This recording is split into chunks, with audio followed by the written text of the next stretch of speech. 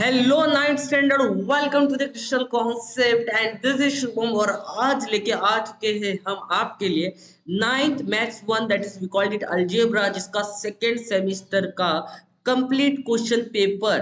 Complete मतलब complete question paper, that is 40 marks का पूरा क्वेश्चन पेपर हम लोग अभी प्रैक्टिस करने वाले हैं। तो सेशन को पूरी तरीके से अटेंड करना, हर एक क्वेश्चन के कॉन्सेप्ट को समझना, तो आपका मैं गारंटी देता हूँ सेमिस्टर एग्जाम काफी अच्छा जाने वाला है अगर आप क्रिस्टल कॉन्सेप्ट को फॉलो कर रहे हो अपने एग्जाम्स के लिए। तो बट उससे इम्पोर्टेंट बात है कि अगर आपने अब तक अपना टेलीग्राम चैनल ज्वाइन नहीं किया है तो ज्वाइन कर लीजिएगा, लिंक सारे डिस्क्रिप्शन में दे रखी है। तो बहुत ज्यादा हेल्प होने वाली है, यहाँ पे हम आपसे डिस्कस भी कर सकते हैं, पीडीएफ पीपीटी वगैरह जो भी हमारे कंटेंट होंगे हम वहां पे शेयर करते रहते हैं। Now let's begin with this question paper. This is your question paper और इस पूरे क्वेश्चन पेपर को हम लोग सॉल्व करने वाले हैं। Look at this is complete question paper 40 marks का। और सबसे पहला सवाल हमें पूछ के रखा है ये वाला, जिसमें आपको बताया गया है कि what is the multiplication of 2a into 3 है। तो पहले बताओ 2 इंटू 3 कितना होता है। ऑब्वियसली 6 होता है। और a इंटू ए का मल्टीप्लीकेशन कितना हो जाएगा, ए स्क्वायर। तो ये हो गया हमारा आंसर, दैट्स इट। अब बताना है बेस 8 है, बेस 8 है और पावर आपको अलग अलग दे रखी है। तो आपने इंडेक्सेस की प्रॉपर्टी टर्म वन में पढ़ी होगी, टर्म वन के भी एक हाथ क्वेश्चन पूछ लेते हैं। तो आप अपने टीचर को पूछ लेना कि भाई ऐसा होगा क्या, अगर नहीं हो रहा तो स्किप कर लेना, ठीक है। अब 1+3 कितना होगा, 1+3 हो जाएगा 4 और नीचे कॉमन बेस 2 है तो 2 आ गया। तो अब पता 4 डिवाइड बाई 2 हो जाएगा आपका 2। तो आंसर आ गया आपका 8 की पावर 2 मतलब 64। तो ये आंसर हो जाएगा आपका 64। नेक्स्ट क्वेश्चन यहाँ पे पूछा गया है 5% ऑफ 400। 5% ऑफ 400, तो 5% को हम लिखेंगे 5/100 इंटू 400। तो जीरो से जीरो यहाँ पे कट होगा, जीरो से जीरो यहाँ पे कट होगा और 4 इंटू 5 आपका यहाँ पे हो जाएगा, दैट इज 20। तो 5% ऑफ 400 का हो जाएगा 20, ठीक है। तो यहाँ पे आपको पुट करना है 20।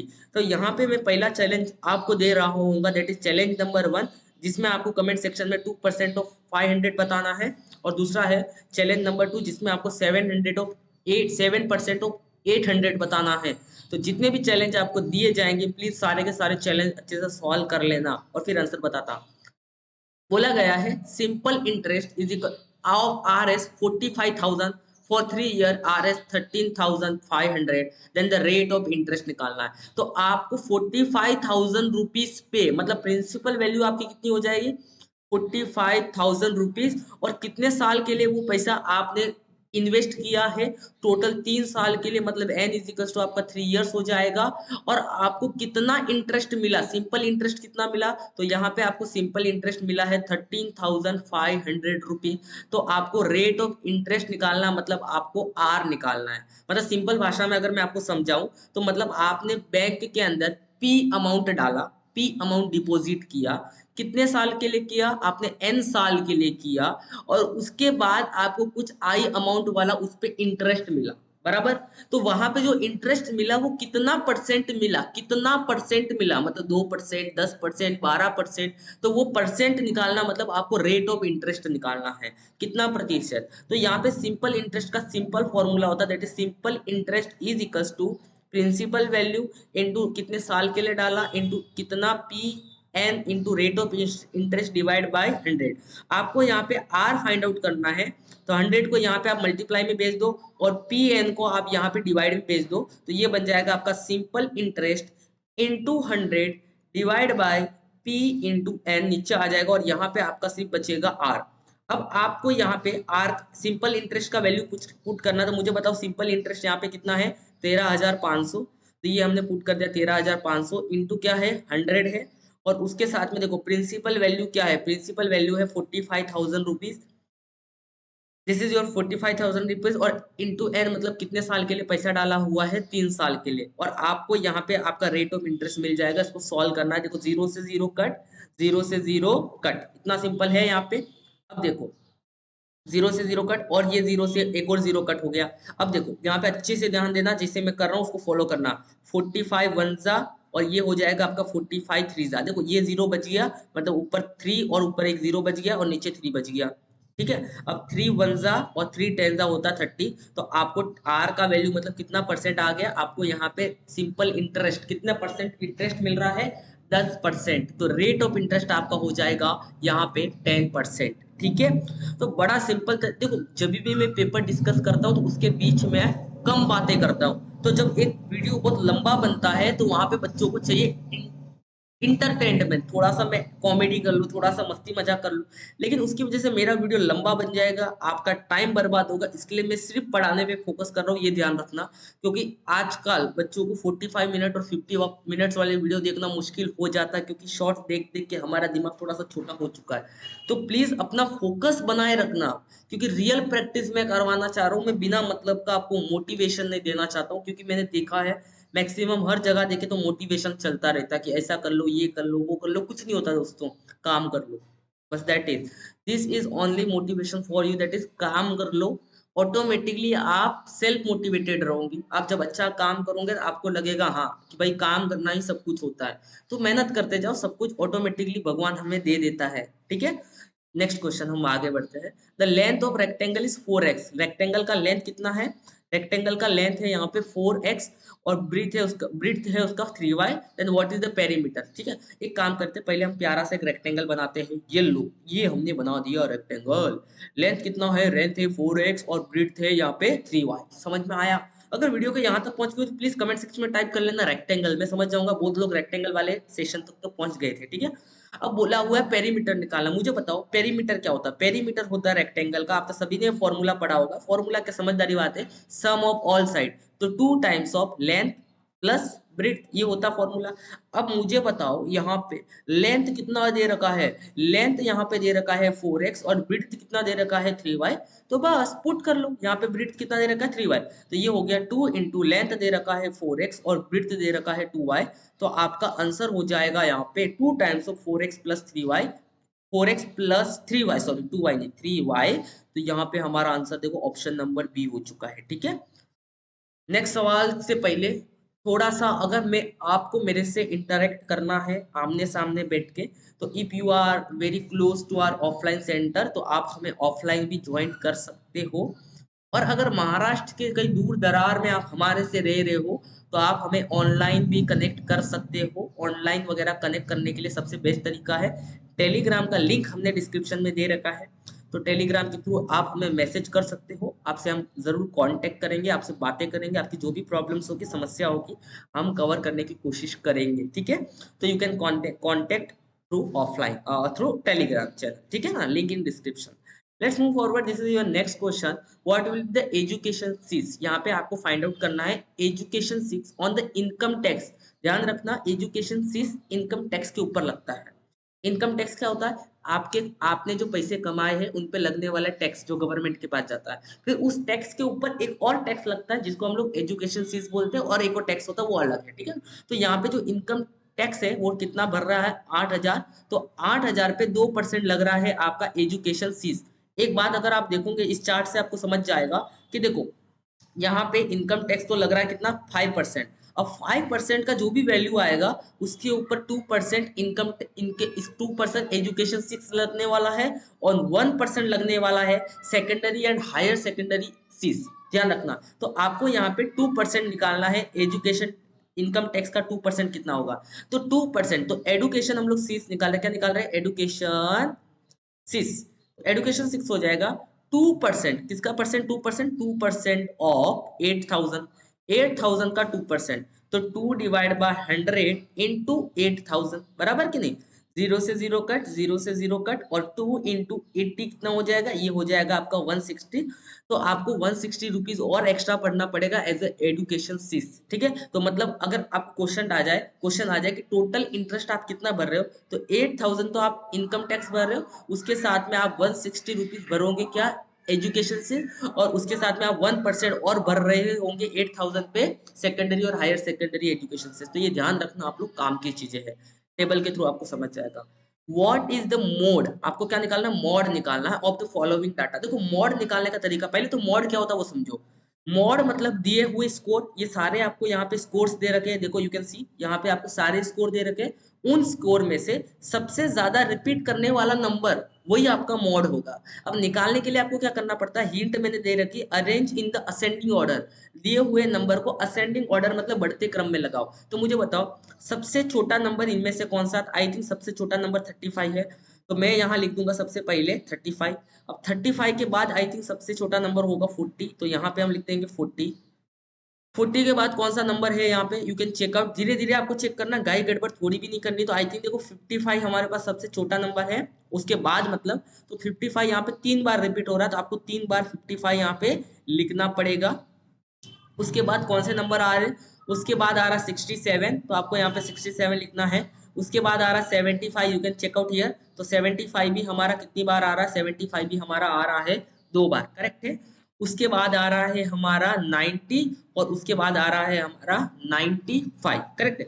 अब इन सारे नंबर में से हमने क्या पढ़ा, मॉड का मतलब होता है सबसे ज्यादा रिपीट करने वाला नंबर। तो यहाँ पे सबसे ज्यादा कौन रिपीट कर रहा है, 55 रिपीट कर रहा है, तो हम बोलेंगे दिए हुए सारे नंबर्स का डाटा का जो मोड होगा वो हो जाएगा 55। कितना हो जाएगा दोस्तों, 55, ठीक है।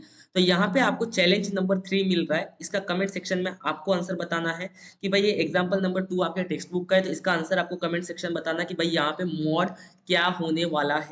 और यहाँ पे बस इतना था। अब हम पढ़ते हैं हमारे अगले क्वेश्चन की। नेक्स्ट क्वेश्चन हमें दे रखा है ये वाला, the person has earn income, उसने एक पैसा कमाया 2017 और 18 में, तो बोला है what is the assessment year. Assessment मतलब कमाए हुए पैसों पे जो इनकम टैक्स भरा जाएगा, तो वो ऑब्वियसली इस साल अगर पैसा कमाओगे तो अगले साल ही भरोगे, तो 2017-18 का अगला साल क्या होगा, 2018 और 19, ऑप्शन नंबर हो गया आपका सी, ठीक है। नेक्स्ट है write the ratio of first quantity with respect to second quantity.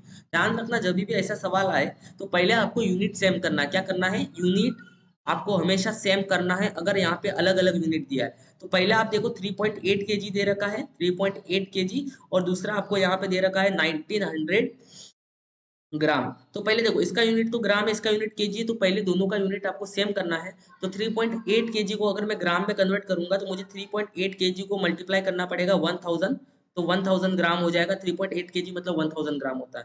तो ये हो गया फर्स्ट क्वांटिटी, ये हो गया सेकंड क्वांटिटी, इन दोनों का आपको लेना है अभी रेशियो। तो कैसा लिखूंगा, 3.8 केजी मतलब सबसे फर्स्ट क्वांटिटी हम ऊपर लिखेंगे और सेकंड क्वांटिटी हम लोग लिख लेंगे नीचे। 0 से 0 कट, 0 से 0 कट। अब 3.8 इंटू 10 जब करूंगा तो ये पॉइंट यहाँ से यहाँ शिफ्ट हो जाएगा, तो ये 38 हो जाएगा और ये 19 हो जाएगा। 19 वन जा 19 टू जा, तो आंसर हमारा आ चुका होगा 2/1। This is our final answer, ठीक है। नेक्स्ट क्वेश्चन की तरफ बढ़ते हैं, लेकिन उसके पहले आपको दिया जा रहा है चैलेंज नंबर 4। देखता हूँ कितने लोग सारे के सारे चैलेंज कंप्लीट करके आंसर देते हैं। देखो जो लोग चैलेंज कंप्लीट करके आंसर दे रहे होंगे, अगर उनका कोई डाउट है तो उस कमेंट के साथ आप पूछोगे तो मैं जरूर रिप्लाई दूंगा। लेकिन जो लोग सिर्फ फालतू बातें पूछते हैं कि सर ये पेपर एग्जाम में आएगा, मैं अभी मुंह पे बोलता हूँ नहीं आएगा, नहीं आएगा इसका मतलब आप मेहनत करना छोड़ दोगे क्या, सिर्फ मतलब एक काम करो ना। मतलब उन बच्चों के लिए खास करके, मैं सारे बच्चों को नहीं बोल रहा हूँ, मुझे पता है क्रिस्टल कॉन्सेप्ट के चैनल पे आने वाले मैक्सिमम बच्चे मेहनत करने वाले हैं। लेकिन कुछ बच्चे होते हैं जो बोलते हैं कि एग्जाम का पेपर दे दो। आपका दिमाग खराब है क्या, एग्जाम का पेपर ही आपको अगर दे देंगे तो फिर साल भर क्यों मेहनत करते हो, क्यों स्कूल जाते हो, क्यों हमारा अपना फीस बर्बाद करते हो आप लोग। तो ऐसा मत पूछा करो। वो थोड़ा अजीब भी लगता है कि एज अ यूथ हम लोग किस तरीके से जनर क्रिएट हो रहे हैं। स्कूल वाले टीचर हमारे में वो इथिक्स और वो चीजें क्यों नहीं डाल पा रहे कि एक स्टूडेंट आके ऑनलाइन ये पूछता है कि एग्जाम में आने वाला पेपर दे दो हमें। तो थोड़ा सा अजीब सा भी लगता है हमें। अगर आपको मिल भी जाए तो आंखें बंद कर लो और सीधा काम करने लग जाओ, क्योंकि ऑनलाइन की वजह से सब कुछ थोड़ा सा गंदा भी होता है कभी कभी। तो मत जाओ उस रास्ते में, बाद में जाके हमें डिफिकल्टी आएगी, आपको डिफिकल्टी आएगी पढ़ने में, पढ़ाने में, क्योंकि मतलब नहीं बचेगा यार। कंपटीशन फेयर नहीं होगा ना, तो फिर चीजों में मजा नहीं आएगा। एक पढ़ने वाले स्टूडेंट को लगेगा यार कोई बंदा बिना पढ़े अच्छा मार्क्स लेके आ जा रहा है, तो वो गंदा सा हो जाएगा माहौल। ट्राई टू अंडरस्टैंड, ठीक है। हमेशा मेहनत करो, बस दैट्स इट, ठीक है। नेक्स्ट सवाल की तरफ पढ़ते हैं। तो जो भी सच में मेहनत कर रहे हैं ना वो बच्चे यार, वो जरूर रिप्लाई मिलेगा आपको, ठीक है। यहाँ पे आपको फाइंड करना है मीडियन। क्या फाइंड करना है, मीडियन। तो पहले आपको मीडियन का मतलब मैं समझाऊंगा, what is the meaning of median. Median का मतलब होता है कि जो भी स्कोर आपको दिया है, जो भी डाटा दिया है, उसको आपको असेंडिंग ऑर्डर में अरेंज करना है। असेंडिंग ऑर्डर में अरेंज करने के बाद जो भी नंबर मिडल पोजीशन पे आ रहा होगा, जो भी नंबर मिडल पोजीशन पे आ रहा होगा वही आपका होगा मीडियन। तो पहले जो डाटा दिया है उसको आप असेंडिंग ऑर्डर में अरेंज कर दो। तो सबसे छोटा नंबर यहाँ पे आप देख पाओगे 25 है, तो मैंने यहाँ पे लिख दिया 25, करेक्ट है। उसके बाद आपका जो नंबर आएगा 25 के बाद छोटा नंबर यहाँ पे 30 है, यू कैन चेक आउट। तो 30 जो भी नंबर लिख रहे हो आप उसको नीचे अंडरलाइन कर लो, तो आपके बार बार उसके ऊपर नजर नहीं जाए। ओके, मैं यहाँ पे 23 को मिस कर गया, तो सबसे छोटा 23 मतलब पहले लिखा जाएगा। उसके बाद आएगा 30 के बाद आई थिंक 32 आएगा, तो हमारा फिर 32 नंबर आ गया। उसके बाद जो नंबर आएगा वो आएगा आई थिंक 36, तो यहाँ पे हमारा 36 आ गया, फिर आ गया 40 और फिर आ गया 42।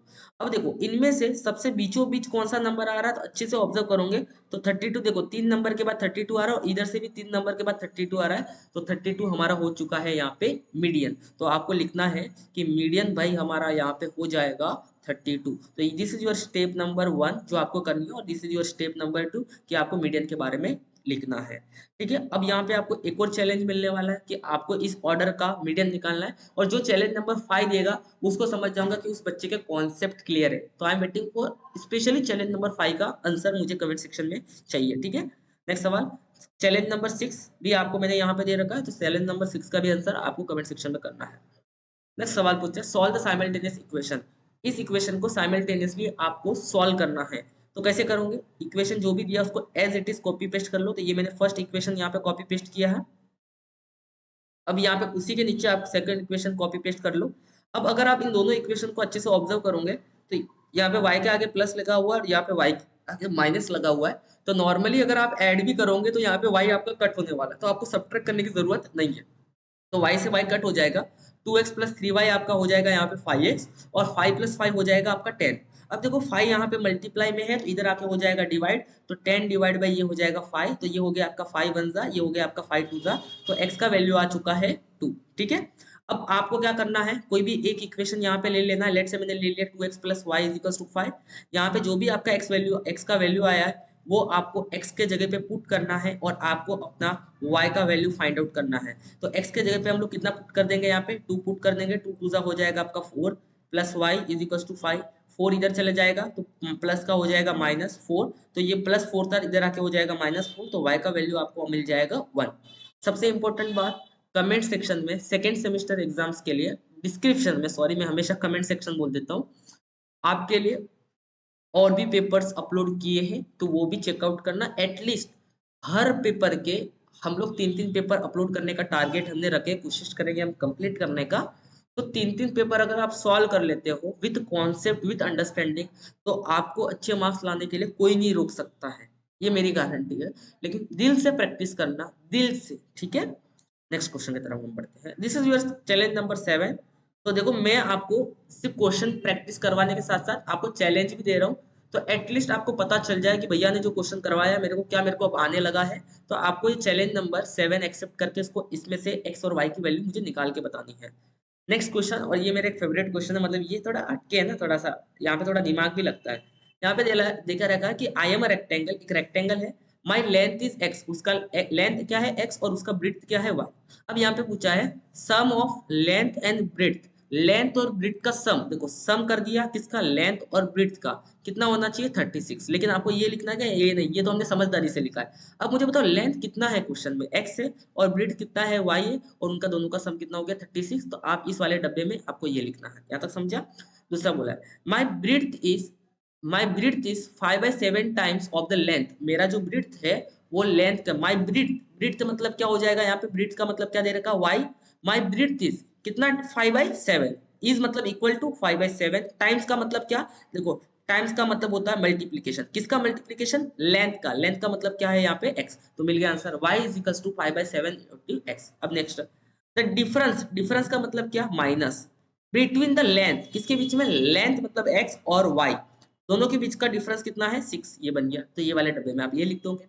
अब if the breadth is the subtract from the twice of the length, क्या बोला है, ब्रीथ को मतलब ब्रीथ मतलब y को सब्ट्रैक्ट किया, सब्ट्रैक्ट मतलब माइनस, फ्रॉम द ट्वाइस मतलब लेंथ, दो गुना किसका, लेंथ का, दो गुना किसका, लेंथ का, तो आंसर जो आएगा वो कितना आएगा 27। तो ये हमारा एक और इक्वेशन बन गया, दैट्स इट। तो ऐसे वाले क्वेश्चन हमेशा पूछे जाते हैं, तो बढ़िया तरीके से आपको बॉक्स वॉक्स बना के इनका आंसर करना है, ठीक है।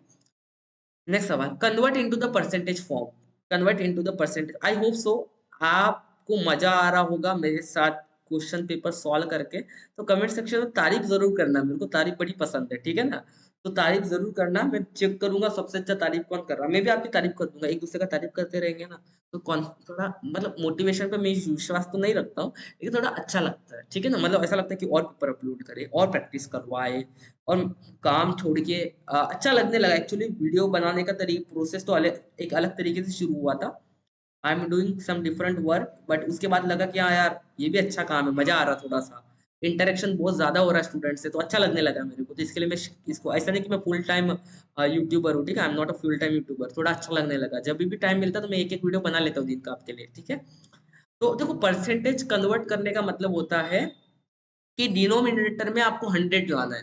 अब आपको पता है 600 को मैं 100 में कैसे बदलूंगा, तो 600 को मुझे 100 में बदलने के लिए मुझे किससे डिवाइड करना पड़ेगा, 6 से डिवाइड करना पड़ेगा, तो नीचे भी 6 से करना पड़ेगा, तो ऊपर भी मेरे को 6 से करना पड़ेगा। तो 600 डिवाइड बाई 6 कितना हो जाएगा, ये हो गया 100। तो चलो टारगेट कंप्लीटेड, डिनोमिनेटर में 100 आ गया। अब ऊपर कितना आ रहा है, तो अगर आप इसको डिवाइड करोगे तो आई थिंक ये मेरे हिसाब से 91% आएगा। कितना आएगा, 91। तो आप 100 जब जैसे आपका नीचे आता है, तो आप ऊपर वाले को एज लिख के 91 लिख के आप परसेंटेज पीछे लगा दोगे, तो आपका परसेंटेज में कन्वर्ट हो गया है। तो आपको इसी मेथड से सॉल्व करना है, ठीक है। नेक्स्ट चैलेंज नंबर 7 है, चैलेंज नंबर 8 है आई थिंक। 7/16 को आपको परसेंटेज फॉर्म में कन्वर्ट करना, नीचे 100 लाना है, दिमाग लगाओ कैसे लाओगे, ठीक है। नेक्स्ट सवाल है आपके पास, ये रहा आपकी स्क्रीन के ऊपर। आपको निकालना less than type of cumulative frequency. तो देखो आपको पहली फ्रीक्वेंसी एट इज यहाँ पे कॉपी कर रखी है। Second frequency, second less than type of cumulative निकालने के लिए फर्स्ट वाली फ्रीक्वेंसी मतलब 2 में वो उसी यू कैन से द रोज की फ्रीक्वेंसी को मिलाया है, तो 2 + 12 कितना हो गया, 14। देखो दिमाग भी नहीं लगाना। तो आप क्या करोगे, यहाँ पे उसी रो की फ्रीक्वेंसी को कर लोगे और पिछले वाली फ्रीक्वेंसी को ऐड करोगे, तो 14, तो वो हो गया हमारा 34। उसी तरीके से आपको क्या करना है, पिछले वाली फ्रीक्वेंसी जो आपकी आई है 34, पिछले वाली फ्रीक्वेंसी जस्ट वेट, ओके, ये 34 को आपको as it is copy paste करना है और उसी रो वाली फ्रीक्वेंसी को 16 लिखना है। 34 + 16 हो जाएगा 50। अब इन सारी फ्रीक्वेंसी को ऐड करके टोटल यहाँ पे लिखना, इतना काम तो आप लोग कर ही लोगे, ऐड करना, टोटल करना, ठीक है। दैट्स इट, इतना सा सवाल था, दिमाग भी नहीं लगाना है इसमें तो आपको। नेक्स्ट आ जाते हैं, कोई ऑप्शन नंबर सवाल बी है, टोटल एनी 2 सॉल्व करने हैं, 4 मार्क्स का है। ये सब मत देखो, आप प्रैक्टिस करते जाओ, जो भी आए हम कर लेंगे यार एग्जाम में, कोई बड़ी बात नहीं है, इतना प्रैक्टिस करने के बाद तो कोई भी कर लेगा। आपको इस रेशो को 1 के बराबर प्रूव करना है, ठीक है। अब जो भी रेशो आपको दे रखा है उसको as it is copy paste कर लो, as it is copy paste कर लो। y/3y - z - x, z/3z - x - y, आपने एज इट इज उसको कॉपी पेस्ट कर लिया। अब एक बात बताओ कि ये सारा रेशो एक दूसरे के बराबर है, तो मैं मान लेता हूँ कि पूरा रेशो किसके बराबर है, के बराबर है। किसके बराबर है, के बराबर है, ये मैंने मान लिया। अब आपने पढ़ा होगा थ्योरम ऑफ इक्वल रेशियो, है ना। तो यहाँ पे हम लोग अगर मतलब मैं कॉन्सेप्ट आपको समझाने की कोशिश करूंगा, यहाँ पे अगर a/b लिखा हुआ है और सामने c/d लिखा हुआ है, तो ये दोनों न्यूमेरेटर को अगर आप ऐड करते हो और दोनों डिनोमिनेटर को अगर आप ऐड करते हो, तो भी ये इन रेशो के बराबर ही रहता है। तो मतलब क्या कि इन सबको मैं अगर ऐड कर दूं तभी भी ये किसके बराबर रहेगा, के बराबर रहेगा। मतलब मैं बोल रहा हूँ कि ये तीनों रेशो अभी के बराबर है, तो इनका जो भी आंसर आएगा इसको के को मेरे को किसके बराबर लाना, 1 के बराबर लाना, तो मेरा प्रूव हो जाएगा। तो मैं सारे रेशो को ऐड भी कर देता हूँ, न्यूमेरेटर को सारे ऐड कर दिया और डिनोमिनेटर को देखो मैंने सारे के सारे डिनोमिनेटर को ऐड कर रहा हूँ मैं। यहाँ पे अलग अलग कलर इस्तेमाल करते हैं, ये वाले को मैं इस अलग से कलर से लिखता हूँ, 3y - z - x। और तीसरा न्यूमेरेटर हमारे पास है 3z - x - y, और अभी भी ये हमारा के बराबर ही रहेगा क्योंकि ये चेंज नहीं होता है, रेशो सेम रहता है। यहाँ पे हम लगा रहे हैं थ्योरम ऑफ इक्वल रेशो, आप बोल सकते हो, ठीक है ना, इस तरीके से। ठीक है, अब क्या करना, अच्छे से अगर आप ऑब्जर्व करते हो इसको, अच्छे से अगर आप ऑब्जर्व करते हो तो आपको सारे फंडे यहाँ से क्लियर हो जाएंगे। लुक एट दिस, सारे फंडे यहाँ पे क्लियर हो जाएंगे। आप देखो ये 3x है और यहाँ देखो -x लिख कर रखा और यहाँ पे एक और बार -x लिखा है, मतलब 3 बार x में से 2 बार x गया तो कितना बचा, एक बार x में नीचे वाला लिख रहा हूँ, पहले ध्यान रखना। 3 बार x में से 2 बार x गया तो कितना बचा, एक बार x। अब यहाँ पे देखो 3y है, यहाँ पे एक बार -y है, एक और बार -y है, मतलब 3 बार y में से 2 बार y गया, कितनी बार बचा, एक बार y बचा। उसी तरीके से यहाँ 3 बार z है, 3 बार z में से एक बार z और एक और बार z, 2 बार z चला गया, कितनी बार z बचा, एक ही बार बचा। और ऊपर देखो क्या लिखा हुआ x + y + z। अभी आप देख पा रहे हो कि न्यूमेरेटर डिनोमिनेटर क्या हो चुका है, सेम हो चुका है, तो मैं वन जा करके कैंसिल तो कर सकता हूँ ना, यस। तो मेरे को के का वैल्यू कितना मिल गया, वन। अब देखो के किसके बराबर था, के इन रेशियो के बराबर था, और के अब किसके बराबर है, वन के बराबर है। मतलब मैं बोल सकता हूँ ये पूरा रेशियो हमारा किसके बराबर प्रूव हो चुका है, वन के बराबर प्रूव हो चुका है।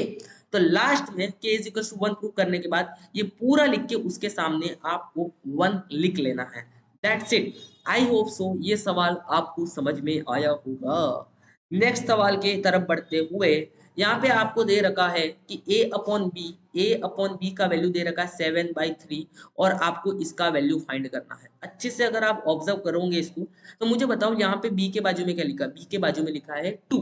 तो मेरे को यहाँ पे बी के साथ में 2 चाहिए, तो मैं इन दोनों को डिनोमिनेटर को मल्टीप्लाई करूंगा, डिनोमिनेटर को मैं मल्टीप्लाई करूंगा, डिनोमिनेटर को मल्टीप्लाई करूंगा, मैं सिंपल लिख लेता हूँ यहाँ पे मल्टीप्लाई बाय 2। ओके, दोनों साइड के डिनोमिनेटर को, ठीक है, आप लिख देना multiply denominator both side by 2, ठीक है, और विच इज इक्वल टू 7/3। अब डिनोमिनेटर को अगर आप 2 से दोनों तरफ मल्टीप्लाई कर रहे हो तो यहाँ पे मैं करूंगा इंटू 2, यहाँ पे भी मैं करूंगा इंटू 2, तो ये हो जाएगा हमारा a/2b और ये हो जाएगा हमारा 7/6 हो गया। अब मेरे को क्या चाहिए, मेरे को ऊपर ए के साथ में टू बी चाहिए, मेरे को ए के साथ में टू बी चाहिए, तो यहाँ पे मेरे को ए के साथ में टू बी लाने के लिए और ए के साथ में -2b लाने के लिए एक के साथ में कंपोनेंडो और डिवाइडेंडो लेना पड़ेगा। आई होप सो कंपोनेंडो और डिवाइडेंडो का मीनिंग आपको पता होगा, अगर नहीं पता तो देख लो कि अगर आपको ए अपॉन बी और सी अपॉन डी दिया है तो कंपोनेंडो का डिवाइडेंडो का मतलब होता है ऊपर वाला आप दोनों बार लिख दो ए और नीचे वाले को एक बार प्लस करो एक बार माइनस करो। सेम काम आपको सामने भी करना है, ऊपर वाला दोनों बार लिख लो, नीचे वाले को एक बार प्लस करो माइनस करो, इसको बोलते हैं कंपोनेंडो डिवाइडेंडो, ठीक है। तो हम लोग यहाँ पे ऊपर वाला 2 बार लिख लेते, जैसा मैंने ए को 2 बार लिख दिया और नीचे वाले को एक बार प्लस किया और एक बार माइनस किया। जैसे मैंने ये काम किया आप देखो इसके बराबर दिख रहा है, बस काम हो गया, इतना तो चाहिए। अब जैसा ऊपर वाले को हम लोग कितनी बार लिखेंगे, ऊपर वाले को आप लिख दोगे 2 बार और एक बार करेंगे प्लस, नीचे वाले को एक बार करेंगे माइनस। 7 और 6 कितना होता है 13, और 7 में से 6 गया तो कितना हो गया 1, तो इसका आंसर हमारा आ चुका है 13। कितना आ चुका है 13, दैट्स इट। तो मेरा हो गया आंसर, इसका आंसर आ गया 13, बस इतना सिंपल था। कंपोनेंटो डिवाइडेंडो इनवर्टेंडो कंपोनेंटो वगैरह सारी प्रॉपर्टी आप लोग कर लेना, ठीक है। Next question, using an x y write the any two equation of the two variables. ये बड़ा सिंपल है यार, कोई भी इक्वेशन ले लो, मैं आंख बंद करके लिख लो, मेरे को पता है जिन्होंने अभी तक यूनिट टेस्ट के लिए हमारे वीडियो फॉलो किए हैं उनको सबको ये क्वेश्चन आता है, सब कुछ आता है, मेरे को तो ऐसा लगता है उनको सब कुछ आता होगा, ठीक है। अगर एक और बात बता रहा हूँ, डिस्क्रिप्शन के अंदर जैसे मैंने बताया साइंस के जितने भी चैप्टर्स हैं उनके आईएमपीज है वो अपलोड किए, और ये आईएमपी पूरे महाराष्ट्र में धूम मचा रही है, मेरी गारंटी पूरे महाराष्ट्र में धूम मचा रही है, ठीक है। दूसरी बात है कि हमने सेमेस्टर के सारे पेपर अपलोड किए, और ध्यान रखना सेकेंड यूनिट टेस्ट के जो भी हमने पेपर डिस्कस किए थे वो जरूर प्रैक्टिस करके जाना सेमेस्टर एग्जाम के लिए, क्योंकि शुरुआत के 2-2 चैप्टर से उनमें भी उनसे भी तो क्वेश्चन आने वाले हैं, तो आपका प्रैक्टिस बहुत ज्यादा हो जाएगा और आपको टेंशन जो एग्जाम होता है ना, ऐसा मतलब बैग उठाओ और ऐसा बिना नहाए धोए एग्जाम में भी चले जाओगे ना, तभी भी आपको आउट ऑफ मिल जाएगा, ठीक है। तो सिर्फ मेहनत करते रहोगे, तो वो सारे पेपर भी कर लेना आप लोग, ठीक है। नेक्स्ट सवाल है, अब यार ये सवाल पहले जैसे हो गया सेम, मतलब ये आपको ये दे रखा है और आपको ए अपॉन बी का वैल्यू निकालना है, तो मैं पहले यहाँ पे एक तो कम से कम सॉल्व करके दिखाता हूँ आपको। पहला वाला एज इट इज मैंने कॉपी पेस्ट कर लिया, देखो जो भी क्वेश्चन आपको दे रखा है, और इस क्वेश्चन में आपको 47/7 दे रखा, पहले निकालना है आपको ए और बी का वैल्यू, ठीक है। अब मैं कैसे निकालूंगा, अच्छे से ऑब्जर्व करो, अच्छे से अगर ऑब्जर्व करोगे तो अगर मैं ऊपर वाले के साथ में नीचे वाले को ऐड करता हूँ, तो अगर जब ऐड करूंगा तो +4b² में से -4b² कट हो जाएगा, क्या हो जाएगा, कट हो जाएगा। उसी तरीके से ऊपर वाले में से नीचे वाले को सब्ट्रैक्ट करता हूँ तो 15a² में से 15a² कट हो जाएगा। तो मेरे को यहाँ पे लेना है कंपोनेंडो डिवाइडेंडो, सिंपल। कंपोनेंडो डिवाइडेंडो अभी सीखा है, पहले क्या करते हैं हम लोग, ऊपर वाला दोनों बार लिख लेते हैं, नीचे भी और ऊपर भी। तो ऊपर वाला क्या है यहाँ पे 15a² प्लस 4b² और नीचे वाला ऊपर वाला है 15a² प्लस 4b²। तो मैंने ऊपर वाला ही यहाँ पे दोनों बार लिखा है। अब नीचे वाले को एक बार प्लस करूंगा एक बार माइनस करूंगा, तो नीचे वाला क्या है 15a² माइनस 4b², ब्रैकेट करना मत भूलना, फिर से 15a² माइनस 4b²। यही सेम काम आपको सामने भी करना है। तो ऊपर वाला मैंने 2 बार लिख दिया, ऊपर वाला देखो यहाँ पे 2 बार लिख दिया 47 एक बार प्लस किया एक बार माइनस किया, 7 और 7 कर लिया। अब अच्छे से ध्यान दो, अच्छे से ध्यान देना तो समझ आ जाएगा बढ़िया से। अब देखो यहाँ पे प्लस है और यहाँ पे देखो प्लस माइनस तो माइनस ही रहेगा, तो 4b² माइनस 4b² कट हो जाएगा। अब देखो यहाँ पे देखो यहाँ पे 15a² प्लस में है, और ये जो माइनस ब्रैकेट में जाएगा तो ये 15 प्लस का हो जाएगा माइनस, और ये माइनस का हो जाएगा प्लस, तो प्लस 15a² और माइनस 15a² कट हो जाएगा। और ये देखो प्लस 4b² और ये क्या है, ये हमारा नीचे भी क्या था, ये 4 है, हाँ यहाँ पे ये प्लस 4b² और ये भी हमारा प्लस हो चुका है इस माइनस के वजह से, तो ऐड हो जाएगा। तो अच्छे से ऑब्जर्व करना, ऊपर बच गया हमारा 15a² और 15a² मतलब हो गया टोटल 30 का a², और नीचे हमारा बच गया 4b² और प्लस 4b² मतलब हो जाएगा 8b²। और वैसे ही सामने अगर आप अच्छे से ऑब्जर्व करोगे तो 47 प्लस 7 हो जाएगा, आई थिंक कितना हो जाएगा 50, गलत नहीं हो जाए, ये मेरा 7 को ऐड करना मेरे को नहीं आता, कभी कभी मैं गलत कर लेता हूँ। तो 47 प्लस 7 हो जाएगा 54, और 47 में से 7 चला जाएगा तो ये हो जाएगा हमारा 40। यहाँ तक समझा। अब क्या करना है, यहाँ पे 8 डिवाइड में है तो इक्वल टू की तरह के मल्टीप्लाई हो जाएगा। तो यहाँ पे देखना, मैं सामने देखो कैसे कर रहा हूँ, b², और इसको हम एक काम करते हैं, हम चले जाते हैं लेफ्ट साइड में, और यहाँ पे 8 को मैं भेज दूंगा इधर, ऊपर आ जाएगा 40। देखो अब देख, ध्यान देना अच्छे से, एकदम निगाहें गड़ा के रखना, 8 हमारा ऊपर आ जाएगा और 30 यहाँ पे हमारा नीचे आ चुका होगा। अब देखो 8 वनजा और 8 हो गया, 8 फाइजा हो गया हमारा, यहाँ तक समझ में आया।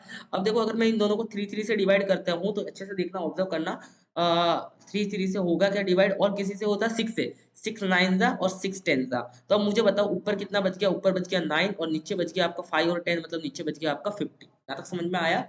कुछ गड़बड़ तो नहीं हुआ, एक बार चेकआउट कर लो अच्छे से तो आपको ज्यादा क्लियर हो जाएगा। 15 और 15 हो जाएगा यहाँ पे। हाँ यहाँ पे मैंने गलती कर दी, क्या गलती की देखो अच्छे से आप ऑब्जर्व करो। यहाँ पे 6, 6 फाइजा होता है 30, ये गलती कर दी ना, 6 फाइजा, यहाँ पे फाइजा आएगा, ठीक है ना, माफ करना दोस्तों। ये 5 और इधर ये 5 है तो ये हमारा आ गया 25।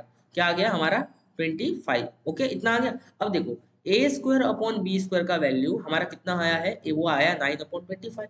अब हमें चाहिए क्या, हमें चाहिए a अपॉन b का वैल्यू, हमें क्या चाहिए a अपॉन b का वैल्यू। तो आप दोनों तरफ क्या कर लो, दोनों तरफ ले लो स्क्वायर रूट, दोनों तरफ ले लो स्क्वायर रूट। तो ये आ गया a अपॉन b, और 9 का स्क्वायर क्या होता है, 9 का स्क्वायर होता है दोस्तों 3, और 25 का स्क्वायर क्या होता है 5। तो a अपॉन b का वैल्यू हमें मिल चुका है 3/5। अब यहाँ पे देखो क्या बोला है, ये वाला भी अभी हम लोग कर लेते, b³ अपॉन a³। देखो पहले तो बताओ a अपॉन b है और ये b अपॉन a है, मतलब तो मैं अगर इसका उल्टा करता हूँ तो ये b अपॉन a करूंगा इसका, तो ये 5/3 हो जाएगा, देखो 3/5 का, और क्यूब करना है तो दोनों तरफ हम क्या कर देंगे, दोनों तरफ हम कर लेंगे क्यूब। तो b³ हो गया और उसी तरह से a³ हो गया। तो मुझे बता 5 का क्यूब कितना होता है 125, और 3 का क्यूब कितना होता है, आई थिंक 27 होता है कि नहीं होता है, 3 का क्यूब 9, 9 3 27 बराबर। तो ये b³ अपॉन a³ का भी आंसर आ चुका है हमारा 125/27। अब बच्चा कितना है, ये वाला। तो ये वाला बड़ा सिंपल है यार, a अपॉन b का वैल्यू आपको मिल चुका है 3/5। तो आप बताओ मुझे a का वैल्यू कितना होगा, a का वैल्यू हो जाएगा हमारा 3 और b का वैल्यू हमारा हो जाएगा 5। आप जहां पे भी a लिखा b o लिखा वहां पे 3 पुट करो, मल्टीप्लाई करो, k को कॉमन निकालो, कट कर लो, आपको अपना आंसर मिल चुका होगा। दैट्स इट, वेरी सिंपल है, बराबर मन लगा के कर लोगे। तो चलो इतना सब मैं आप पे छोड़ता हूँ, मुझे पता है क्रिस्टल कॉन्सेप्ट वाले सारे बच्चों पे मुझे भरोसा है कि ये वाला आप लोग सॉल्व करके कमेंट सेक्शन में इसका आंसर भी बता चुके होंगे, ठीक है। तो चैलेंज तो नहीं है लेकिन बता देना। नेक्स्ट सवाल, एक ट्री प्लांटेशन का प्रोग्राम हो रहा है और 35 स्टूडेंट्स में पार्टिसिपेट किए। हरित सेना प्रोग्राम का नाम था हरित सेना। Record tree planted by the each student, मतलब किसी पहले वाले स्टूडेंट ने 3 उगाए, दूसरे वाले ने 5 उगाए, 6 उगाए, 4 उगाए, ठीक है। तो फ्रीक्वेंसी डिस्ट्रीब्यूशन टेबल निकालना बड़ा सिंपल है। पहले तो आप पूछोगे, क्या पूछोगे, सबसे पहला बात होगा यहाँ पे कि भाई नंबर ऑफ स्टूडेंट, मतलब number of you can say the student count, student count बोल सकते हो आप लोग कि भाई कितने स्टूडेंट का काउंट, ट्री काउंट। आप स्टूडेंट काउंट बोलने से अच्छा क्या बोलूंगे, पहला ट्री काउंट, ट्री नंबर्स, ठीक है ना, कितना स्टूडेंट ने क्या क्या नंबर का ट्रीज उगाया। फिर स्टूडेंट, नंबर ऑफ स्टूडेंट, उतने ट्रीज उगाने वाले नंबर ऑफ स्टूडेंट कितने थे। तो ये टेली मार्क के फॉर्म में ले लेते हैं हम लोग, टेली मार्क बनाना पड़ता है हमें, बराबर ना। और ये हम लोग फ्रीक्वेंसी के फॉर्म में ले लेते हैं, नंबर ऑफ स्टूडेंट को आप जैसा चाहो वैसा कर सकते हो, इसको हम लोग ले लेते हैं फ्रीक्वेंसी के फॉर्म में कि भाई कितने स्टूडेंट थे वैसे। तो अब पहले आप देख सकते हो ट्री नंबर्स, तो किसी ने 3 ट्रीज उगाए, किसी ने 4 उगाए, किसी ने 5 उगाए। ये आंकड़ा मेरे हिसाब से सबसे मैक्सिमम नंबर कहाँ तक जा रहा है, ये 7 तक जा रहा है, ठीक है ना। आप देख लो 7 कहाँ है, यहाँ पे ढूंढ के बता दो, देखो देखो देखो, थोड़ा ढूंढना तो पड़ता है यार। 7 है क्या, 7 नहीं है क्या, 6 ही है क्या। चलो तो पहला नंबर 3 है, फिर दूसरा किसी ने 4 उगाए, किसी ने बच्चे ने 5 उगाए, किसी बच्चे ने 6 उगाए। आई थिंक यहाँ पे 7 नहीं है। अब देखो 3 उगाने वाले कितने बच्चे हैं, नंबर ऑफ स्टूडेंट ना, सेकंड टेबल में लिखना number of student tally mark के फॉर्म में, टेली मार्क बाद में लिखो, फ्रीक्वेंसी लिख दो पहले। तो एक 3 उगाने वाले बच्चे, पहला बच्चा ये है, 2 बच्चा, 3 बच्चा, तीसरा बच्चा, चौथा बच्चा, पांचवा बच्चा, 6 बच्चा, 7वां बच्चा, फिर 8वां बच्चा, 9वां बच्चा और 10वां बच्चा। कुछ गलत हो जाए तो आप कमेंट सेक्शन में बता देना। 10वें बच्चे हो गए, 10 बच्चे ने 3 प्लांट उगाए, 10 बच्चे ने कितने 3-3 प्लांट्स उगाए। 4 बच्चे कितने हैं, 4 प्लांट्स उगाने वाले कितने बच्चे हैं, पहला बच्चा, दूसरा बच्चा, तीसरा बच्चा, चौथा बच्चा, पांचवा बच्चा, छठा बच्चा, सातवां बच्चा, आठवां बच्चा, 9वां बच्चा, टोटल 9 बच्चे हैं। 5 प्लांट उगाने वाले कितने बच्चे हैं, प्लांट 5, पहला बच्चा, दूसरा बच्चा, तीसरा बच्चा, चौथा बच्चा, पांचवा बच्चा, छठा, सातवां, 8वां, 9वां और 10वां और 11 बच्चा, टोटल 11 बच्चे जिन्होंने 5-5 प्लांट्स उगाए। और 5 प्लांट्स, 5 प्लांट्स हो गया ना, 6 प्लांट्स उगाने वाले कितने बच्चे, पहला बच्चा, अ, दूसरा बच्चा, तीसरा बच्चा, चौथा बच्चा, बच्चा बोल के कितना कुछ हो गया, चौथा बच्चा और पांचवा बच्चा, 5 बच्चों में गए बराबर। अब इन सबका सम करना है, तो आपको क्या मिलेगा, सम ऑफ फ्रीक्वेंसी, मतलब एन भी बोलते हैं इसको, क्या बोलते हैं, एन बोलते हैं। तो इन सबका सम करके आपको यहाँ पे लिखना है। और टेली मार्क तो सबको आते ही, 10 का टेली मार्क करेंगे 1 2 3 4 5, 1 2 3 4 5। 9 का कैसा करेंगे, 1 2 3 4 5, 1 2 3 4। 11 का कैसे करेंगे, 1 2 3 4 5, 1 2 3 4 5 1, ये बच्चे बच्चे को आता है 1 2 3 4 5। इस तरीके से टेली मार्क करना है और टोटल सम करके आपको अपना आंसर बताना है। तो देखो 10 और 9 हो जाएगा आपका 19, 19 और 11 हो जाएगा आपका 30, 30 और 5 हो जाएगा 35। तो फ्रीक्वेंसी आ गया 35, क्योंकि वो तो आना ही था, टोटल 35 स्टूडेंट्स है, सिंपल था। नेक्स्ट सवाल की तरफ हम बढ़ते हुए, व्हाट इज द नेक्स्ट सवाल। नेक्स्ट सवाल है, Ramesh spend 60% of his income, Ramesh total कमाए हुए पैसों का 60% उड़ा देता है। ये चैप्टर मैंने पूरा चैप्टर सिखा दिया, आप चैनल पे जाके चेकआउट कर सकते हो। अगर आपको ये चैप्टर नहीं समझ में आता, तो मैंने बहुत बढ़िया तरीके से समझाया है इसको, पूरा चैप्टर कर लेना, ठीक है। What is is income, final में आपको क्या निकालना, पहले वो देख लो। आपको निकालना है रमेश का इनकम। तो मैं मान लेता हूँ कि रमेश का जो इनकम होगा वो क्या मान लेता हूँ, एक्स। मैंने रमेश के इनकम को क्या मान लिया, यहाँ पे रमेश के इनकम को एक्स मान लिया। रमेश अपना इनकम में से 60% उड़ा देता है, मतलब स्पेंड करता है। स्पेंड करता है कितना परसेंट, 60%। तो 60% ऑफ एक्स क्या होगा, 60/100, उसके इनकम का 60% बराबर। From the balance he donate 300 rupees, और वो डोनेट कितना करता है, डोनेट करता है वो टोटल 300 रुपए डोनेट करता है। एंड लेफ्ट विथ 3200 रुपीज, और बच जाते हैं उसके जेब में कितना पैसा बच रहा है, 3200 रुपीज बच रहा है। तो आपको इनकम निकालना, मतलब आपको एक्स। तो मुझे बताओ, जितना उसने पैसा कमाया होगा उसी में तो उसने डोनेट किया होगा, बचा होगा, स्पेंड किया होगा। तो मैं बताऊं क्या, जो एक्स है मेरा वो इन सब के बराबर होना चाहिए, इन सब के सम के बराबर। तो 60/100 ऑफ एक्स प्लस 300 प्लस 3200 जो उसके पास बचे हो, इन सबके बराबर हमारा एक्स होगा, क्योंकि जितना कमाया उतना उड़ाया। अब देखो यहाँ पे 0 से 0 कट, और ये एक्स वाले को मैं इधर लेके चला जाऊंगा, प्लस का हो जाएगा ये हमारा माइनस। देखो माइनस हुआ कि नहीं हुआ, और इधर हमारा बच जाएगा 300 प्लस 3200, दैट इज 3500। यहाँ तक आपको समझ में आ चुका होगा। अब यहाँ पे आप क्रॉस, नीचे 1 है, क्रॉस मल्टीप्लीकेशन करो, तो ये एलसीएम लेना है। तो 10x माइनस 6x, और नीचे आ जाएगा आपका 10, और इधर आ जाएगा आपका 3500, ठीक है। 10 में से 6 गया तो 4x बच गया, और ये 10x इधर आके मल्टीप्लाई हो जाएगा, तो ये हो जाएगा आपका 3500 इंटू 10, और नीचे ये 4 मल्टीप्लाई में इधर आके डिवाइड हो जाएगा। तो यहाँ पे हम लोग चले जाते हैं थोड़ा लेफ्ट साइड में, और ये 3500 है, ये इंटू 10 है, और नीचे आ गया आपका 4, ठीक है। अब इसको आपको सॉल्व करना है, तो देखो क्या आ गया टोटल। 3500 का सॉल्व करूंगा तो ये मेरे हिसाब से 35,000, और डिवाइड बाई 4 करना है। तो 35,000 को आप अपने 4 से डिवाइड कर लो, इतना तो सब कर ही लोगे। 4 8 जा 32, 3 बचा 30 आया, 4 7 जा आई थिंक 28 हो जाएगा। अगर गलती हो जाए तो बता देना। यहाँ पे 0 आ जाएगा, 4 5 जा हो जाएगा, और ऊपर का एक और 0 हम लगा देंगे। तो उसका जो इनकम था वो 8,750, 8,750, ठीक है। उसका इनकम कितना होगा, 8,750 रुपया हो गया उसका इनकम। नेक्स्ट सवाल की तरफ बढ़ते हुए, नेक्स्ट सवाल की तरफ, आई होप सो आपको क्वालिटी मिल रहा होगा, आपको मजा आ रहा होगा। मैं धीरे बोल रहा हूँ, आपको पता होगा यूनिट टेस्ट में काफी चिल्ला चिल्ला के मैं बोल रहा था, क्योंकि यार 20 मार्क्स का पेपर है तो उसको तो सॉल्व कर लूंगा। लेकिन शुरुआत में चिल्लाने लग जाऊंगा तो मेरा एनर्जी कम हो जाएगा ना। और मैं आराम से बैठा हूँ, तो ऐसा लग रहा है कि आप लोग मेरे सामने बैठे हो, मतलब कैमरे में ऐसा लग रहा है कि सारे बच्चे जितने भी इस वीडियो को, लाख लोग, 50,000, 60,000, 70,000 जितने भी लोग देखेंगे, ऐसा लग रहा है मेरे सामने बैठे, ठीक है। और मजा भी आ रहा है यार, ऐसा मतलब ऐसा मजा आ रहा है, बहुत मजा आ रहा है। आप लोग बस शेयर कर लेना अपने दोस्तों के साथ में, तो ऐसा लगेगा जो मेहनत कर रहा हूँ वो आप सभी स्टूडेंट तक पहुँच रही है मेरी तरफ से, ठीक है? तो बहुत सारी चीज़ें आने वाली है चैनल, मतलब आपने अब तो मेरा टैलेंट देखा नहीं है कि मैं मतलब टीचिंग के साथ-साथ मैं और क्या-क्या कर सकता हूँ। मैं इंतज़ार कर रहा हूँ उस दिन का, कि मैं टीचिंग के साथ-साथ जितने भी मेरे काम है सब आपके साथ शेयर करूँ। और हम लोग एक मतलब ये कैसा एक कम्युनिटी बिल्ड कर पाए, जिसमें हम लोग साथ में मिल के काम कर रहे होंगे। तो ये चाहता हूँ मैं। तो एक अच्छा-सा पहले चाहता हूँ कि एक अच्छी-सी हमारी दोस्ती हो जाए, दोस्ती बोलना चाहूँगा मैं। फिर हम लोग सारी चीज़ें अब मैं आपके सामने लेके आऊँगा, आप भी अपनी चीज़ें मेरे साथ शेयर करना, ठीक है? तो आ जाते हैं इसके सवाल के ऊपर। सम ऑफ 2 नंबर इज़ 60, 2 नंबर का जो सम है वो कितना है? 60 है। तो पहले क्या आपको 2 नंबर पता है क्या? नहीं, तो लेट्स लेट एज्यूम 2 नंबर्स, वो जो 2 नंबर्स है उसको हम लोग एज्यूम कर लेते हैं। पहला मान लेते हैं एक्स और दूसरा मान लेते हैं वाई। उन दोनों नंबर का सम मतलब एक्स प्लस वाई कितना है? 60 है। Greater number is 8 more then the twice of smaller number, ध्यान रखना greater number is 8 more then the twice. अब मान लेते हो थोड़ी देर तक एक्स हमारा वाई से बड़ा है, तो ग्रेटर नंबर, तो एक्स मान लिया, ग्रेटर नंबर इज मतलब equal to 8 more than thrice of the smaller number. देखो थ्राइस मतलब क्या? 3 गुना किसका? स्मॉलर नंबर मतलब वाई। 8 मोर देन मतलब 8 से और बड़ा, 3 गुना होने के साथ साथ 8 से भी बड़ा है, और तो 8 और ऐड कर दिया, फाइंड द नंबर। तो बस ये इक्वेशन 1 मिल गया और ये इक्वेशन 2 मिल गया, सॉल्व कर लो, दैट्स इट। ठीक है, तो अब सॉल्व करने के पहले आप इस 3y को इधर लेके आ जाओ, तो ये x minus 3y is equal to आपका 8 हो जाएगा, और इसको आप नाम दे दो इक्वेशन 2, इसको तो आप दूसरा कुछ नाम दे देना, ठीक है।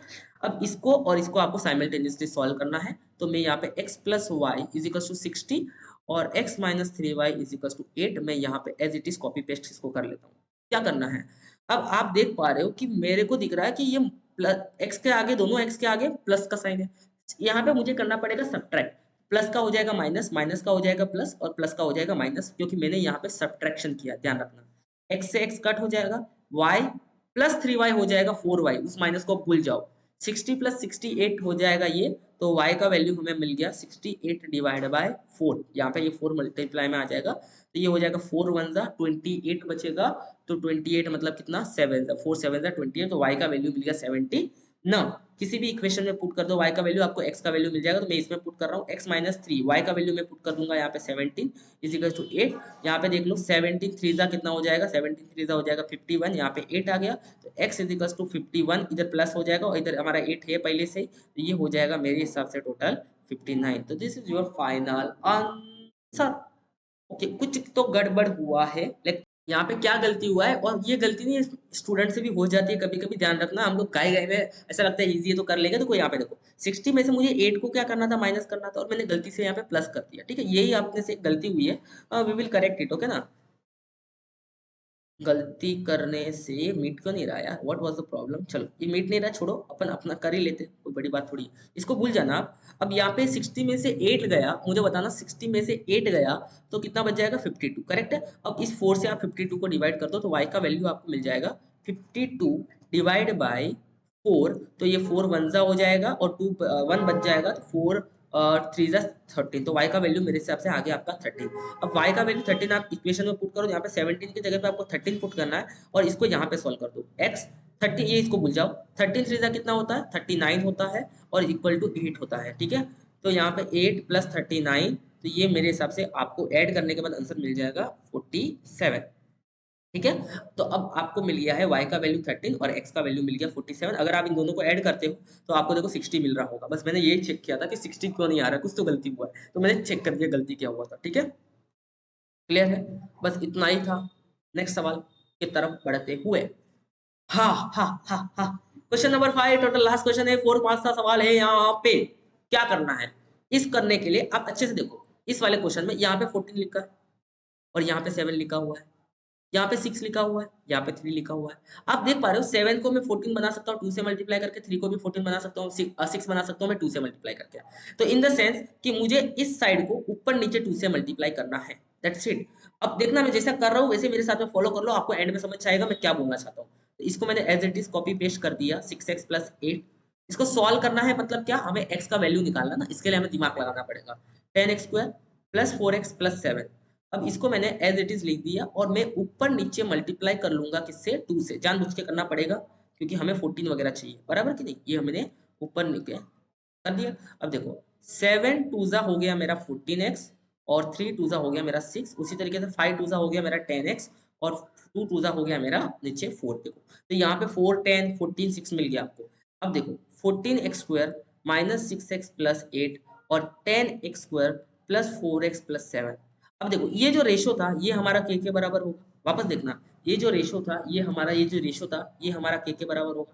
थ्योरम ऑफ इक्वल रेशो क्या बोलता है कि अगर ये रेशो के बराबर है तो उन दोनों रेशो का अगर आप न्यूमरेटर और डिनोमिनेटर ऐड भी कर दो तभी भी वो हमारा किसके बराबर होगा, के बराबर होगा। तो मैं इस वाले में से इस वाले को सब्ट्रैक्ट करने वाला हूँ। क्या करने वाला हूँ? ओके ओके, थोड़ा सा और गलती। 14 के साथ में क्या है, x का स्क्वायर है। 14 के साथ में क्या है, x का स्क्वायर। तो यहाँ पे देखो x है तो इसके पीछे x लगा दूंगा तो मेरा x का स्क्वायर भी बन जाएगा। तो ये देखो ये स्क्वायर बन जाएगा और 6 के साथ में x आ चुका होगा और 4 के साथ में भी आपको x आ चुका होगा। तो 2x इंटू 7x 14x का square, 3x into 2x 6x। ठीक है, इतना हो गया। अब मैं इसमें से इसको सब्ट्रैक्ट करने वाला हूँ। तो देखो 14x² माइनस 6x प्लस 8 इसमें से और नीचे वाले से भी that is 10x² plus 4x plus 7 इसमें से भी मैं सब्ट्रैक्ट करने वाला हूं ये वाले इक्वेशन को पूरा।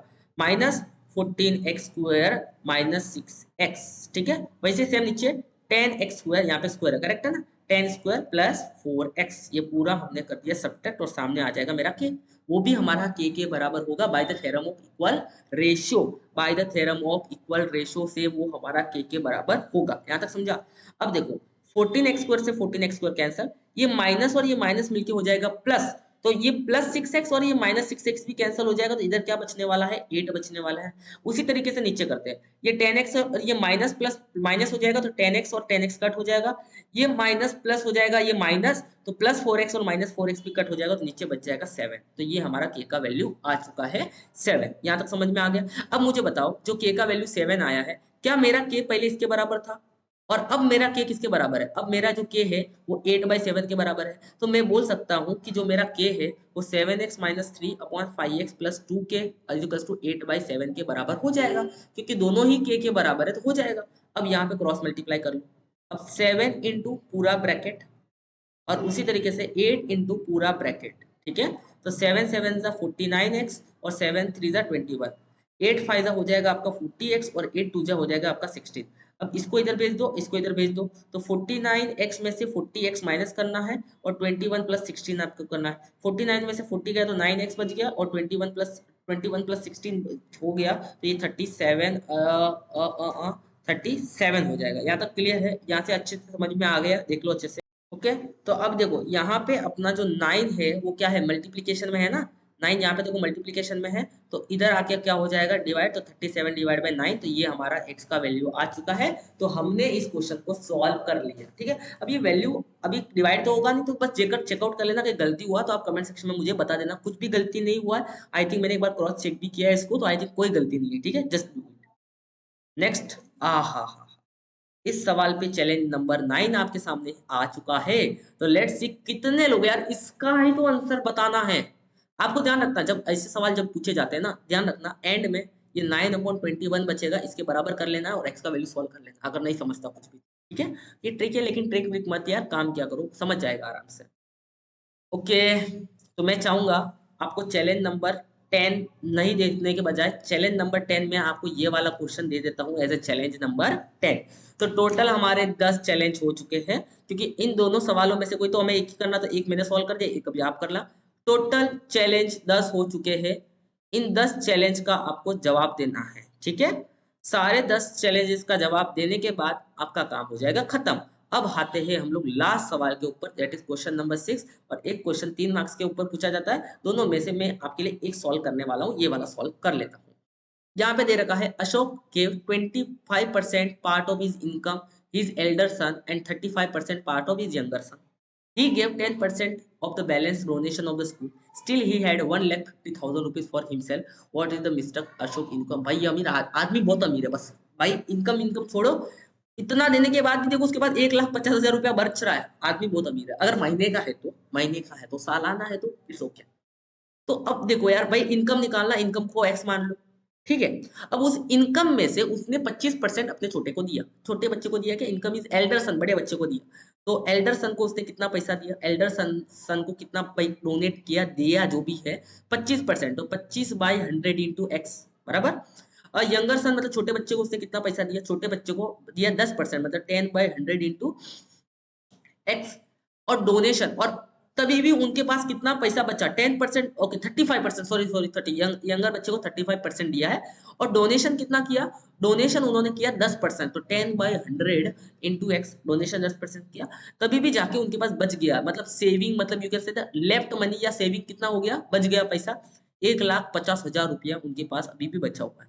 पूछा हुआ है what is the total income, मुझे बताओ जितना भी उन्होंने खर्चा किया वो सारा पार्ट ऑफ टोटल इनकम ही होगा। तो क्या मैं बोल सकता हूँ उनका टोटल इनकम इन सारे खर्चों के सम के बराबर होना चाहिए, मतलब क्या 25/100 क्या होना चाहिए, 25/100 x plus 35/100 x plus 10/100 x और प्लस 1,50,000, इन सबके बराबर होना चाहिए कि नहीं होना चाहिए, दैट्स इट बस। अब इन सबको ऐड करना है, इन सबको आपको ऐड करना है और आपका आंसर बताना है। देखो नीचे 100 है तो इन सबको नीचे कॉमन 100 लिख दूंगा, और ऊपर 25 और 35 कितना होता है, 25 और 35 हो जाएगा आपका 50, करेक्ट, ओके सॉरी सॉरी 60, 60 और 10 हो जाएगा आपका 70x, है कि नहीं। 35 और 25 हो जाएगा आपका 60, 60 और 10 हो जाएगा आपका 70x, और पीछे आ जाएगा आपका 1.5 लाख रुपया, ये रहा 1.5 लाख रुपया, सिंपल है। अब इंटू एक्स बच गया, अब 0 से 0 कट, इस वाले को इधर भेज दो तो ये हो जाएगा x माइनस 7/10x, और इधर बच गया आपका 1.5 लाख रुपया। समझ में आ गया क्या बच गया, 1.5 लाख रुपया। क्रॉस मल्टीप्लाई करना है, 10x माइनस 3x हो जाएगा, यहाँ पे 3x आ जाएगा, ये 10x आ जाएगा, और सामने आ जाएगा आपका 1.5 लाख रुपया। समझ में आया, 10 यहाँ पे डिवाइड में इधर आके मल्टीप्लाई हो जाएगा, तो 1.5 लाख रुपया के ऊपर 10 मल्टीप्लाई करके एक जीरो और लगा दो, और नीचे 3 मल्टीप्लाई में भेजो, ये वाला 3 है ना, मल्टीप्लाई में भेजे, x इधर बचा, 3 1 जा 3 5 जा, तो आंसर हो गया इतना, मतलब कितना, बहुत ज्यादा, 5 लाख रुपया उनका इनकम है। अगर सालाना है तो ठीक है, अगर महीने का इनकम है तो बहुत अमीर आदमी है। 5 लाख रुपया ना, तो मैंने 50,000 लिखा है, एक जीरो लगाना भूल गया मैं, ठीक है, दैट्स इट मैन। ये वाला सवाल आपके ऊपर छोड़ता हूँ, बस इसको ध्यान रखना कैसा करना है, इसको ध्यान रखना, पहले 13 इंटू 3 करना, 39 होगा, ऊपर 1 मिलाना, 40/3 हो जाएगा ये वाला, और ये 8 इंटू 3 करना, 24 होगा, 24 और 1 25/3 होगा। ये वाला इक्वेशन आपके लिए कुछ ऐसा बन चुका होगा, 3x/2 plus 2y/3 equals to 40/3, और ये वाला इक्वेशन बन चुका होगा 2x/3 plus 3y/2 is equal to 25/3। अब 2 3 और 3 का एलसीएम लेना है, 3 2 3 का एलसीएम लेना है, मल्टीप्लाई करना है, लीनियर इक्वेशन बनेगा, आपको सॉल्व करना है, दैट्स इट। कमेंट कर लेना कोई डाउट है आपको तो, और चैनल को सब्सक्राइब करे बिना मत जाना, बड़ा पाप लगने वाला है आप लोगों को। और अगर आप वीडियो के एंड में पहुंच चुके हो तो आपको कमेंट सेक्शन में इसका आंसर बताना है। कमेंट सेक्शन में जैसे आप इसका आंसर बता दूंगा तो मैं समझ जाऊंगा आप लोग वीडियो के एंड तक पहुंच चुके हो, और ऑब्वियसली 100% इतना आप मेहनत को अगर समझ रहे होंगे तो आपने चैनल को अब तक सब्सक्राइब कर लिया होगा, दोस्तों के साथ शेयर कर दिया होगा, और टेलीग्राम चैनल ज्वाइन कर लिया होगा, ठीक है। Thank you so much for watching.